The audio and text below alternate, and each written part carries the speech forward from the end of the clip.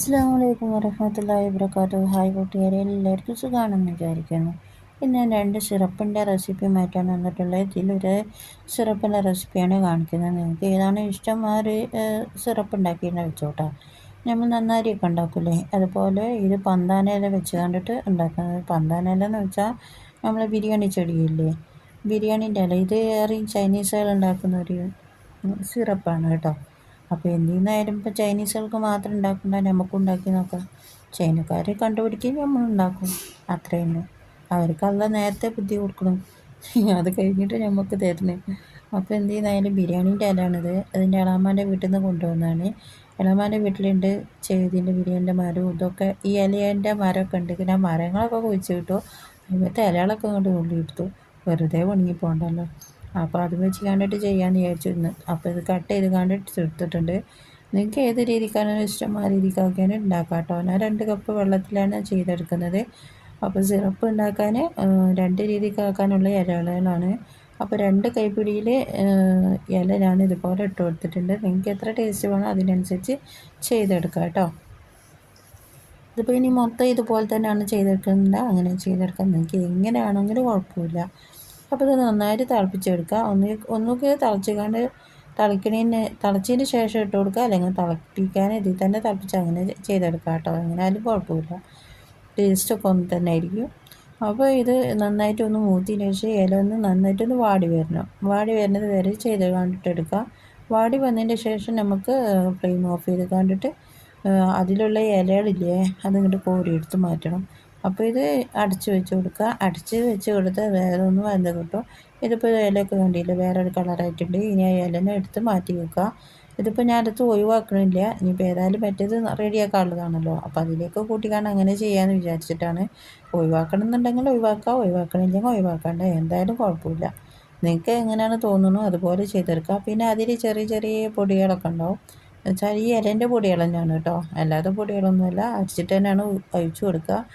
അപ്പോൾ ഇനി നമുക്ക് അതിലേക്ക് പഞ്ചസാര ചേർത്ത് കൊടുക്കണം. അപ്പോൾ ഞാനത് 2 കപ്പ് വെള്ളത്തിന് 1.5 കപ്പ് പഞ്ചസാരയാണ് ചേർത്ത് കൊടുക്കുന്നത്. നമ്മൾ ചായയൊക്കെ വെക്കുന്ന പാത്രം ഉണ്ടല്ലോ, ചായ ഒഴിക്കുന്ന പാത്രമില്ലേ, കപ്പ്, ആ കപ്പാണ് എടുത്തിട്ടുള്ളത്. അതിലേക്ക് ഇച്ചിരി ഉപ്പ് ഇട്ട് കൊടുത്തിട്ടുണ്ട്. എന്നിട്ട് അത് നന്നായിട്ടൊന്ന് തിളപ്പിച്ചെടുക്കുക. നമ്മൾ ഈ ഗുലാബ് ജാമിൻ്റെ സിറപ്പൊക്കെ ഉണ്ടാക്കില്ലേ, അതുപോലെ സിറപ്പാക്കി കണ്ടിട്ട് ഇതൊന്നും കൂടി കട്ടി കണ്ടിട്ട് നിൽക്കണം. അധികം കട്ടിയാണതിന് മുന്നേ എടുക്കുക കേട്ടോ. അധികം കട്ടിയായി കഴിഞ്ഞിട്ടുണ്ടെങ്കിൽ തണുത്താൽ ഒന്നും കൂടി കട്ടിയാവും, അതുകൊണ്ടാണ് അങ്ങനെ എടുക്കണമെന്ന് പറഞ്ഞത് കേട്ടോ. അപ്പോൾ ഇത് ആയിക്കണമെന്ന് ഒന്നിങ്ങനെ കൈ കൊണ്ട് നോക്കുക. അതിങ്ങനെ ആയിട്ടില്ല എന്നുണ്ടെങ്കിൽ ഒന്നും കൂടി ഇത് റെഡി ആവാനായിട്ടുണ്ട് കേട്ടോ. ഒന്നും കൂടി ആക്കി കൊടുത്താൽ മതി. ഫുള്ള് തന്നെയാണ് ഇട്ട് കൊടുത്തിട്ടുള്ളത്. ഇപ്പോൾ ഇതിങ്ങനെ ഒഴിച്ച് നോക്കുമ്പോൾ കയ്യിൽ വെച്ച് ആക്കുന്ന സമയത്ത് ഇത് നല്ല തേന് പോലെ ഉറ്റും. മുറിഞ്ഞു പോവാണ്ട് തേന് പോലെ ഉറ്റിക്കൊണ്ടിരിക്കും. അതാണ് അതിൻ്റെ കറക്റ്റായിട്ടുള്ളൊരു പരുവം കേട്ടോ.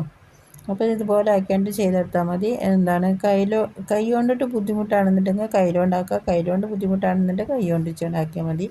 ഇനി ഇത് ചൂടാറാനായിട്ട് മാറ്റി വെക്കുക. അരച്ചിട്ട് തന്നെ ചേർത്ത് കൊടുക്കുന്നത് എന്ന് വെച്ചാൽ ചില പഞ്ചസാരയിൽ കരടും പൊടിയൊക്കെ ഉണ്ടാവുമല്ലോ, അതൊക്കെ ഒന്ന് മാറി കിട്ടുമല്ലോ. ഏലൻ്റെ ഇതൊക്കെ ഉണ്ടെന്നുണ്ടെങ്കിൽ അത് പോയിക്കോട്ടെ. എന്തിനായാലും ഒന്ന് അരച്ച് കണ്ടിട്ട് ചെയ്ത് കൊടുക്കുക. അത് ചൂടാറിയതിന് ശേഷം ഒന്നും കൂടി ഒന്ന് കട്ടിയാവും കേട്ടോ. ഇനി നമുക്ക് ഇത് ചൂടാറാനായിട്ട് മാറ്റി വെക്കുക. ഇപ്പോൾ ചൂടാറാനായിട്ട് ഒരു പാത്രത്തിൽ വെള്ളമാക്കി കണ്ടിട്ട് അതിൻ്റെ മേലെ ഒരു കോട്ടൻ്റെ തുണി വെച്ച് കൊടുത്തിട്ടുണ്ടായിരുന്നു. ആ കോട്ടൻ്റെ തുണിയിൽ ആക്കിയിട്ട് ആ വെള്ളം ഒന്ന് ഒപ്പിയെടുക്കണം കേട്ടോ. ഈ പാത്രത്തിൽ വെള്ളമാക്കി വെച്ചതല്ലേ, അപ്പം അതിലേക്ക് നമ്മൾ സ്റ്റോർ ചെയ്യാനായിട്ട് വെക്കുന്ന സമയത്ത് അതിൻ്റെ ഉള്ളിൽ വെള്ളം ഇതായിട്ടുണ്ടെങ്കിൽ ഇത് നമ്മളാക്കിയ സിറപ്പ് കേടായി പോകും. അപ്പോൾ ഇത് കുപ്പിയിലാക്കി കൊടുക്കുക. അതിപ്പോൾ കുറച്ച് ചൂടുണ്ട്, എന്നാലും കുഴപ്പമില്ല. അത് നമുക്ക് അടിച്ച് വെച്ച് കൊടുക്കേണ്ടതെന്ന് വെച്ചാൽ മതി. അപ്പോൾ ഇതൊന്ന് ഇതിലേക്ക് ഒഴിച്ച് കൊടുക്കുക. എനിക്ക് പിടുത്തം കെട്ടാഞ്ഞിട്ടാണ് കിടന്ന് തിരിഞ്ഞ് കളിക്കുന്നത് കേട്ടോ.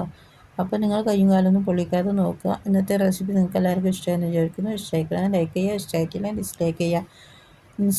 ഇൻസ്റ്റാഗ്രാമിൽ കാണുന്നവരുണ്ടെങ്കിൽ ഫോളോ ചെയ്യാൻ മറക്കരുത്. യൂട്യൂബിലാണെങ്കിൽ സബ്സ്ക്രൈബ് ചെയ്യാനും മറക്കരുത്. നിങ്ങൾക്ക് ഉപകാരമായെന്ന് തോന്നുന്നുണ്ടെങ്കിൽ മറ്റുള്ളവർക്ക് എത്തിക്കാനും മറക്കരുത്. നിങ്ങൾ ഫാമിലിക്കോ ഫ്രണ്ട്സുകൾക്കോ ആർക്കെങ്കിലുമൊക്കെ ഷെയർ ചെയ്യാനും മറക്കരുത്. ഇതിപ്പോൾ ഒരുവിധം കട്ടിയായിട്ടുണ്ട്. ഇത് ഒന്നും കൂടി തണയുമ്പോൾ ഒന്നും കൂടി കട്ടിയാവും കേട്ടോ. അപ്പോൾ 2 സിറപ്പാണ് ഞാൻ ഉണ്ടാക്കിയിട്ടുള്ളത്. സിറപ്പ് 2 പകുതി ആക്കിയിട്ടാണ് ഉണ്ടാക്കുന്നത്. 2 വീഡിയോസൊക്കെ കണ്ടിട്ട് അങ്ങനെ ഇടുന്നുണ്ട് കേട്ടോ. നിങ്ങൾക്ക് ഏതാണോ സൗകര്യം, ഏതാണോ ഇഷ്ടം ആ രീതിക്ക് നിങ്ങൾ ചെയ്തെടുക്കുക. ഇത് നല്ല തെളിഞ്ഞ സിറപ്പാണ് ഇത്. നമ്മൾ നന്നാരി സിറപ്പ്, നന്നാരിക്ക് നന്നാരിയുടെ ടേസ്റ്റ് ആയിരിക്കുമല്ലോ. അപ്പോൾ ഇതിൻ്റെ ടേസ്റ്റ് ഇൻഷാ അല്ലാ പിന്നെ കാണാം.